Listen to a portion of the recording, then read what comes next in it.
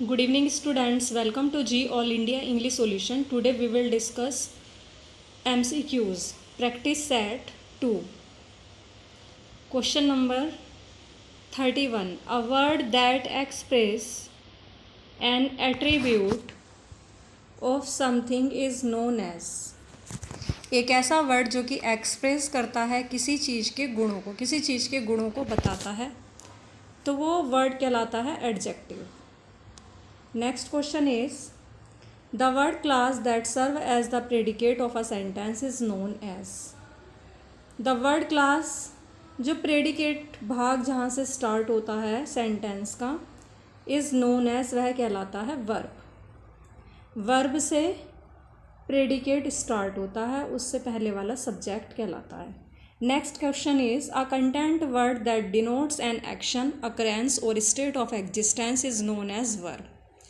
एक content word जो कि डिनोट करता है, प्रदर्शित करता है, एंड एक्शन, अकरेंस, कार्यों को बताता है, घटनाओं को और अस्तित्व की अवस्था को, ये जाना जाता है वर्ब के रूप में.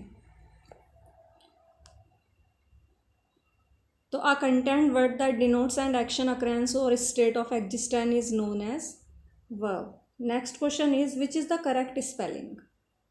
तो करेक्ट स्पेलिंग होगी अ क्विंट एसेंस. क्विंट करो पहले आप, QUINT, क्विंट, फिर essence, quintessence. Next question is, it deliberately suggest. ये दो या दो से डिफरेंट शब्दों को सजेस्ट करता है. कभी कभी ये मीनिंग में इनमें कन्फ्लिक्ट भी होता है, तो दैट इज़ एम्बिग्विटी. देखो टू कहीं आ जाए तो दैट इज़ संशय, संशयात्मक, एम्बिग्विटी, अनक्लियर होता है ना. तो टू या टू आ जाए कहीं भी तो दैट इज़ एम्बिग्विटी. एम्बी से बनेगा वो. Next question is, anagnorisis is a term used by Aristotle. Anagnorisis एक शब्द है जो कि एरिस्टोटल ने यूज़ किया है. उसका अर्थ होता है रिकॉग्निशन और डिस्कवरी.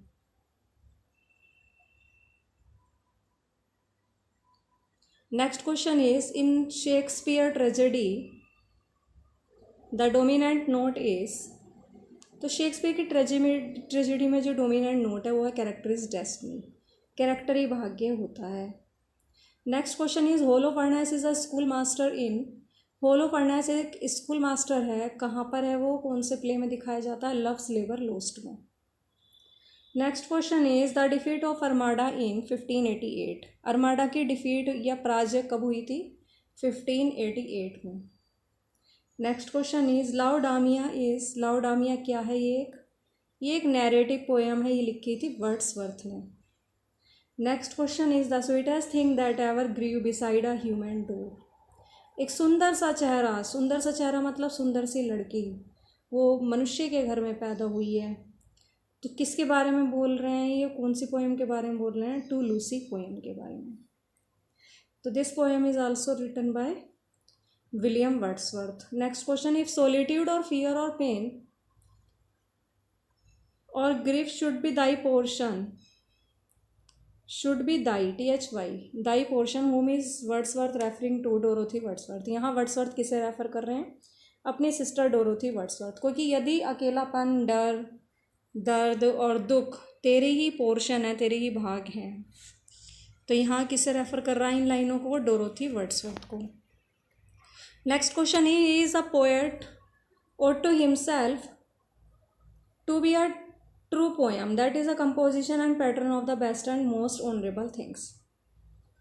यदि किसी पोएट को अच्छी और सच्ची पोएम लिखनी है तो उसे स्वयं भी किस तरीके का होना पड़ेगा, उसे सबसे अच्छी और सम्मान्य चीज़ों के ढंग को यूज़ करना पड़ेगा पोएम में.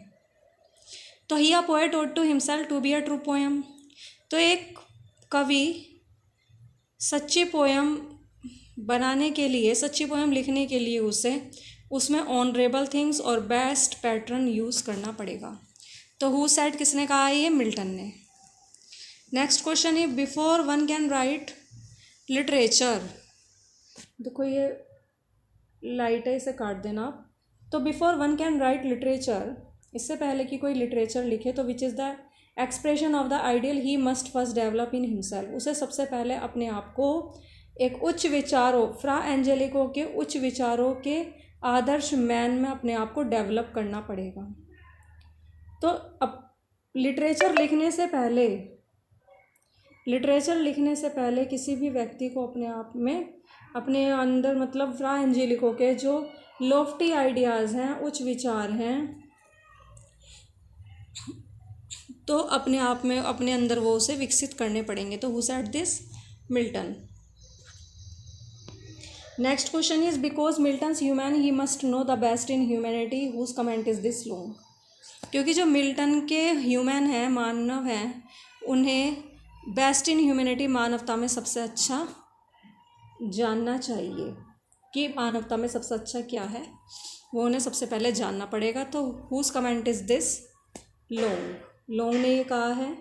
Next question is the spirit of lord is upon me whose line is this? Long. कि लॉर्ड की आत्मा, भगवान की आत्मा मेरे ऊपर है, ये लाइन किसने बोली है? लॉन्ग ने। Next question is burn it and you will oblige me about which does Galsworthy talk here from the four winds. From the four winds में लाइन बोली है कि इसे जला दो और मैं तुम्हारा इसके लिए एहसान मानूंगा। किस वर्क के बारे में गाल्सवर्दी बात कर रहे हैं अपने? ये फ्रॉम द फोर विंड्स के बारे में। Next question is the first work that earns Galsworthy was the novel identify it. कौन सा ऐसा पहला नोवेल है, पहला ऐसा कौन सा वर्क है गाल्सवर्दी का जिससे उसने फेम कमाई है, प्रसिद्धि कमाई है? तो identify it, answer is the island pheresis. The island pheresis. Next question is the island pheresis holds up a picture of the wealthy class ruling over the poor class and fattening on them. The island pheresis में wealthy class को rule करते हुए दिखाया है poor class पे, कि अमीर लोगों को गरीब लोगों पे शासन करते हुए दिखाया है। Next question is the first play that made Galsworthy famous as a playwright is.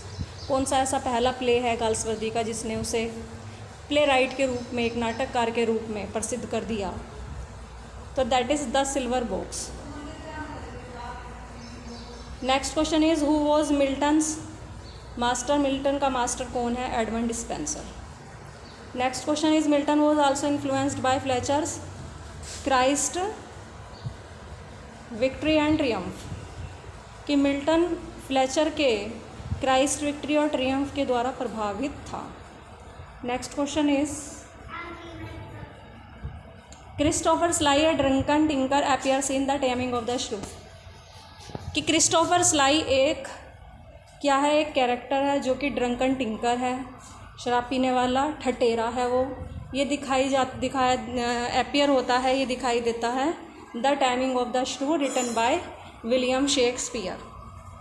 बहुत ही फास्ट है द टाइमिंग ऑफ द श्रू, क्योंकि इसमें बहुत ज़्यादा हंसी दिखाई गई है, बहुत ज़्यादा लाफ्टर दिखाया गया है, तो दैट इज़ फार्स।